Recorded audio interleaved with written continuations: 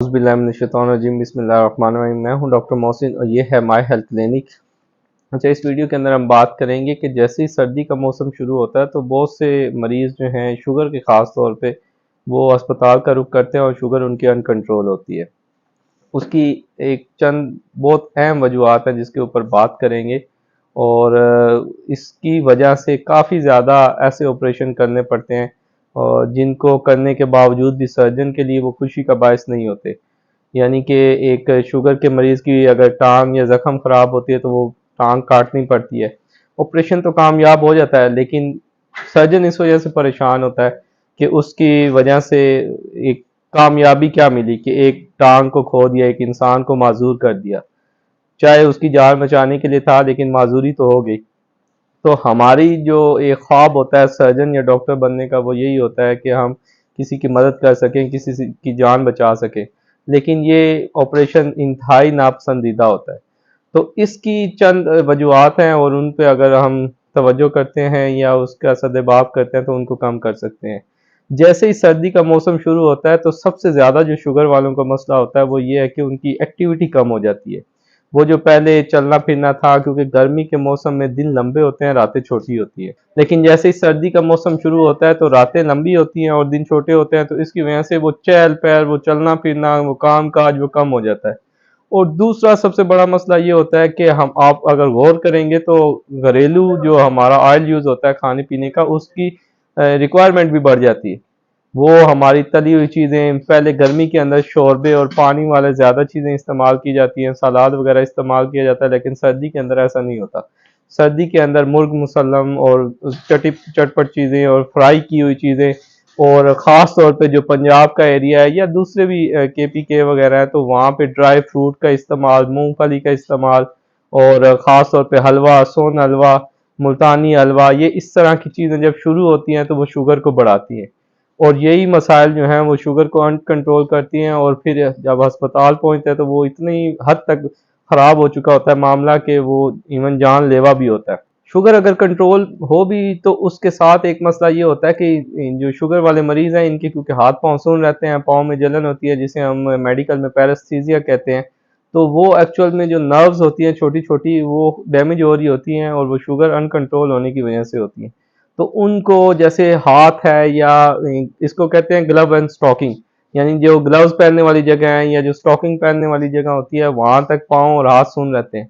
इन अफराद को इन जगहों पे पसीना भी नहीं आता और सर्दी के मौसम में वो ड्राई हो जाती है स्किन और ड्राई होने की वजह से उसके अंदर दरारें सी पड़ जाती है और वो सारी क्रैक्स से जो पड़े हुए होते हैं वही ज़ख्म का बायस बनते हैं और ज़ख्म होने के बाद वो ज़ख्म ठीक भी नहीं होते और कुछ हमारे अपने मसाइल भी ऐसे हैं कि हमारी जवानी के मसाइल जो हैं वो बुढ़ापे में ज़ाहिर होते हैं। जवानी की कमज़ोरियाँ वो बुढ़ापे में ज़ाहिर होती है।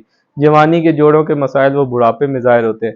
तो इसी तरह हमारे चंद नज़रियात भी ऐसे हैं वो ज़ख्मों की हिफाजत और ज़ख्मों की इलाज के हवाले से, वो ये है कि जैसे ज़ख्म के ऊपर हल्दी बांध देंगे, ज़ख्म के ऊपर साग बांध देंगे, ज़ख्म के ऊपर गोबर बांध देंगे। तो वो उल्टा पहले ही एक ज़ख्म की वजह नहीं पता होती शुगर वालों का, क्योंकि मामला अलग होता है। तो उसके साथ ही वो एक अलग इलाज शुरू हो जाता है और उसको डाम देते हैं, बंद कर देते हैं। और यही वो पॉइंट होता है जो ज़ख्म ख़राब करने की तरफ लेके जाता है और उसको वॉश भी नहीं करते, धोते भी नहीं है, इस वजह से कि ज़ख्म पे पानी लगाना ज़ख्म ख़राब हो जाता है। और फिर आहिस्ता-आहिस्ता वो ज़ख्म गलता चला जाता है, पाँव ख़राब होता है, पाँव कटवा देते हैं, पहले उँगली कटवाई, फिर पाँव, फिर घुटने से नीचे, फिर घुटने के ऊपर। तो ये इसी तरह के मसाइल चलते रहते हैं और शुगर का एक जो सिलसिला है वो एक तो टेंशन, स्ट्रेस ज़्यादा होती है और इन चीज़ों को शुगर सबसे ज़्यादा जो बढ़ने की हमारे यहाँ वजह है वो बदएहतियाती खाने-पीने के अंदर और दूसरा टेंशन, स्ट्रेसफुल लाइफ़स्टाइल, लोग टेंशनों में, और लेकिन जब खाने बैठेंगे तो फिर वो जी भर के खाएँगे। मुझे चंद दिन पहले भी एक मरीज़ की कॉल आई, शुगर का मरीज़ था, तो रात 1:30 बजे मैंने कॉल अटेंड की। मैंने कहा अल्लाह खैर करे, पता नहीं क्या हुआ, कोई इमरजेंसी होगी होगी। कॉल अटेंड करते ही कहते डॉक्टर साहब बस वो आपसे सवाल पूछना था कि दूध में जलेबी डाल के खा लूँ? तो मैंने कहा कि यार अव्वल तो पहले तो मुझे समझ ही नहीं आई, खुद उस टाइम पे बंदा सोया होता है 1:30 बजे और 1:30 बजे उठ के कोई कहे इस तरह का सवाल कि जी जलेबी खा लूं दूध में डाल के। तो मैंने कहा क्यों, क्या हुआ? वो हम यार दोस्त निकले हैं ना बाजार में, तो हमने कहा चले सामने दूध जलेबी है, तो मुझे शुगर तो है लेकिन मैं अगर आप कहते हैं तो मैं खा लूं। तो मैंने कहा यार अगर मैं मना कर दूं क्या तो क्या आप रुक जाओगे? कहता नहीं थोड़ी बहुत खानी तो पड़ेगी, दोस्त हैं साथ। तो मैंने कहा फिर मुझे ऐसे तंग कर रहे हो, मेरे से फ़ोन करके क्या पूछ रहे हो? तो इस तरह की जो हमारी रस्म और रिवाज हैं, यानी कि कहीं भी जाना है तो वहाँ पे कोल्ड ड्रिंक पीनी है, कोल्ड ड्रिंक में बजाते खुद शुगर ज़्यादा है, तो वो कोल्ड ड्रिंक से ना भी नहीं करनी, अगर ना करेंगे तो वो नाराज़ हो जाते हैं मेहमान भी और मेज़बान भी कि जी इन्होंने पी नहीं है या इन्होंने आगे से इनकार कर दिया, शायद हमारे से नाराज़ हैं। तो इन चीज़ों की वजह से हमारी शुगर जो है वो शुगर के मरीज़, और हमारे घर के पास बहुत कम ऐसे हैं जिनके पार्क हैं या वॉक करने का एरिया है या वो वर्जिश करते हैं या ये रुझान है वर्जिश करने का, तो इसमें हमारे मसाइल ज़्यादा बिगड़ जाते हैं। तो ज़ख्म, क्योंकि पाँव को इसमें एक ख़ास याद रखें कि हमारे उस्ताद कहा करते थे कि शुगर वालों को चाहिए कि वो अपने पाँव की ऐसे हिफाजत करें जैसे वो अपने चेहरे की करते हैं, क्योंकि पाँव जो हैं वो सबसे ज़्यादा नाजुक और इग्नोर होते हैं, उनके ऊपर कोई तवज्जो नहीं देता। और अगर किसी को शुगर वाले मरीज़ को आपने माजूर करना है तो उसको कुछ ना करें, उसको सिंपल एक ख़राब जूता लेके दे दें, वो खुद ब खुद चंद महीनों में या सालों में माजूर हो जाएगा। क्यों? क्योंकि सबसे बड़ी वजह जो होती है वो पाँव का सुन्न होना होता है। ये मरीज कहते हैं कि डॉक्टर साहब हमारे पाँव के नीचे से जमीन निकल जाती है, वो पता ही नहीं चलता, स्लिप हो जाता है, पाँव से जूता उतर जाता है, हमें पता ही नहीं चलता। और सर्दी के मौसम के अंदर क्योंकि इन्हें ठंड ज्यादा लग रही होती है, और ठंड हालांकि गर्मी में इनके पाँव जल रहे होते हैं, सर्दी में इनको कभी ठंड ज्यादा लग रही होती है, कभी जलन हो रही होती है, तो ये क्या करते हैं हीटर के आगे पाँव रख के बैठ जाते हैं। अब वो हीटर के आगे पाँव रख के बैठेंगे लेकिन इनको तो ठंडा गर्म पता ही नहीं चलता, वो पाँव को एहसास ही नहीं होता, और उसकी वजह से क्या होता है कि पाँव इवन जल जाता है। और उसके बाद पता चलता है जब वो पूरा जला हुआ होता है तो देखते हैं कि ये क्या हुआ, तो फिर पता चलता है कि ओह ये तो पता ही नहीं चला और ये जल गया, क्योंकि ये तो सुन्न था। तो इस तरह के जो मसाइल हैं उसकी वजह से टांगे और पाँव वगैरह काटने पड़ते हैं, और ये छोटी छोटी चीज़ें हैं जिसको अवॉइड कर सकते हैं।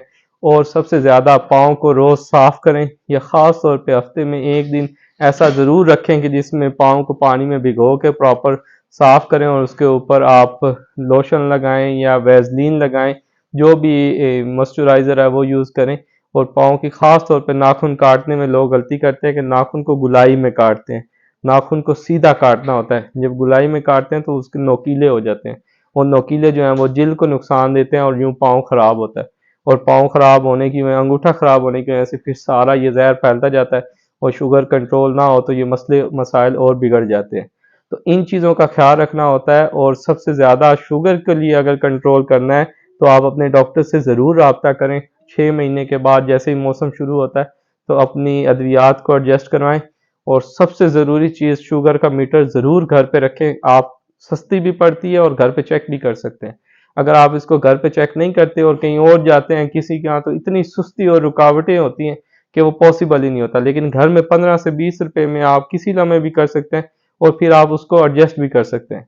और मैं तो कहा करता हूँ कि चोरी ना करें। अगर आपका कोई दिल था हफ्ते में 1 दफ़ा 2 दफ़ा आपने गुलाब जामुन बेकरी प्रोडक्ट्स कुछ खाने भी हैं, तो अगर आप इंसुलिन पे हैं तो इंसुलिन की मिकदार आप बढ़ा लें, उसके 2 यूनिट 4 यूनिट ऐड कर लें, या फिर सोने से पहले खाएं ताकि उसके बाद थोड़ी बहुत वॉक कर सकें और इसको इस्तेमाल कर सकें। और लेट नाइट आप जो है वो इस तरह की चावल वगैरह हैं या स्वीट डिशेस उनको अवॉइड करें। तो इन चीज़ों का ख़ास तौर पे शुगर वालों को, अगर आपके वालिदैन हैं या आप कोई और है, तो उनमें ज़रूर शेयर करें, उन्हें बताएं कि 3-4 चीज़ें। एक तो ये है कि अपनी इस मौसम की तब्दीली के साथ अपनी एक्टिविटी को उसी तरह रखें जैसे गर्मी में थी, अपनी वॉक को जारी रखें। और इसके अलावा खुराक में अगर जैसे तब्दीली हुई है तो कोशिश करें कि स्वीट डिशेस पे कम ध्यान दें और पानी का इस्तेमाल ज़्यादा करें, सब्जियां सलाद ये चीज़ें इस्तेमाल ज़्यादा करें। तीसरा ये है कि आप उनको नरम रखें, पाँव की सफाई का ख़ास ख्याल रखें, और पाँव को लोशन या मॉइस्चराइज़र से लगाते रहें। और चौथा ये है कि जूता अच्छे वाला पहने, मेडिकेटेड शूज़ भी आते हैं, मेडिकेटेड स्लीपर भी आते हैं, वो इस्तेमाल करें। और उसके साथ आप जुराबें या उनको चेंज करें, और हीटर के सामने ना बैठें क्योंकि वो एक जलने का बायस बन सकते हैं। और पांचवी चीज़ ये है कि आप अगर शुगर आपकी फिर भी कंट्रोल नहीं हो रही, तो आप गोली तो खा रहे हैं लेकिन शुगर फिर भी कंट्रोल नहीं है, तो अपने डॉक्टर से रब्ता करें और अपनी गोली जो है वो एडजस्ट करवाएं ताकि आप खुशगवार ज़िंदगी गुजार भी सकें। क्योंकि एक दफ़ा शुगर का मरीज़, शुगर ख़राब हो जाए तो 3 चीज़ों पे नुकसान होता है। आँखें, बीनाई कम होती है और आहिस्ता-आहिस्ता ये नुकसान देती है। दूसरा, इसकी वजह से गुर्दों पे असरात होते हैं, गुर्दे फेल और डायलिसिस तक लेके जाते हैं। और तीसरा रगें कमज़ोर होती हैं, और वो रगें जब एक दफ़ा नर्व कमज़ोर करती हैं और नर्व कमज़ोर होने के साथ साथ पाँव कटना, और ये फिर एक दफ़ा सिलसिला शुरू हो जाए तो ये फिर ख़त्म नहीं होता। तो उसके साथ और मसाइल, और स्ट्रेस, स्ट्रेस ख़ास तौर पे शुगर वालों को ज़्यादा होती है, और हमें आम एक इंसान को भी सर्दी के मौसम के अंदर स्ट्रेस ज़्यादा होती है। तो सर्दी के अंदर आप स्ट्रेस कम करने के लिए सबसे अच्छी चीज़ ये है कि आप सुबह 9 या 10 बजे से पहले की जो धूप होती है, शुआएँ, वो अपने बाजू या टाँगों से थोड़ा-सा कपड़ा हटा के वो लगवाएँ, या शाम 3 बजे के बाद वाली जो शुआएँ होती हैं, वो आप लगवाएँ, उसमें विटामिन डी बनता है। और विटामिन डी की वजह से काफ़ी ज़्यादा इंसान एक एंटी डिप्रेसेंट भी है, हड्डियाँ भी मजबूत होती हैं, तवानाई भी मिलती है, और उसमें डिप्रेशन भी कम होता है। और अपने आप को उन चीज़ों में ज़रूर इन्वॉल्व करें, जैसे कोई तस्बीहात हैं, कोई नमाज़ है, कोई किताब है, उसको आप पढ़ें जो आपको पुरस्कून करे, मुतमईन करें, और वो अपनी वो हॉबी जो आपको करने में खुशी मिलती है, चाहे वो गार्डनिंग है, चाहे वो बागबानी, कुछ भी आप करते हैं, तो उसमें खुद को ज़रूर शामिल रखें, और आप उसके साथ चंद लम्हे ज़िंदगी के या एक दिन के आधा घंटा ज़रूर निकालें, ताकि आप मुतमईन रहेंगे, पुरसुकून रहेंगे, तो बहुत सी चीज़ों से जान छूट जाएगी। वरना क्या होगा कि शुगर के लिए आप दवाई लेंगे, शुगर की दवाई में ख़ास तौर पे मेटफॉर्मिन लेते हैं, जिसे ग्लूकोफेज के नाम से आती है। वो क्या करती है, विटामिन बी 12 की कमी करती है। विटामिन बी 12 की कमी के साथ साथ इंसान डिप्रेशन और पैरास्थीसिया शुरू हो जाता है। उसके लिए लोग कैप्सूल प्रीगैबलिन यूज़ करते हैं। अब प्रीगैबलिन कैप्सूल यूज़ करेंगे तो उसकी वजह से दिल की घबराहट होती है। वो मरीज़ चला जाएगा दिल वाले अस्पताल, दिल के डॉक्टर के पास, वो आगे से उन्हें बीटा ब्लॉकर या और लिख देंगे। अब बीटा ब्लॉकर लिखेंगे तो बीटा ब्लॉकर से दिल की धड़कन तो कंट्रोल हो जाएगी, ईसीजी वगैरह होगी, बाकी चीज़ें होंगी, तो वो अपनी लोप्रिन, रोवास्टेटिन और इस तरह की काफ़ी मेडिसिन वो दिल की लिख देंगे। अब वो दिल की लेते-लेते तो क्या होगा कि उसके साथ और एक डिप्रेशन होगा कि मुझे तो पता नहीं क्या मसले हैं और कितनी मैं दवाइयाँ खा रहा हूँ, और उसके साथ लूज़ मोशन स्टार्ट हो जाएँगे, फिर वो लूज़ मोशन की दवाइयाँ लेना शुरू कर देगा।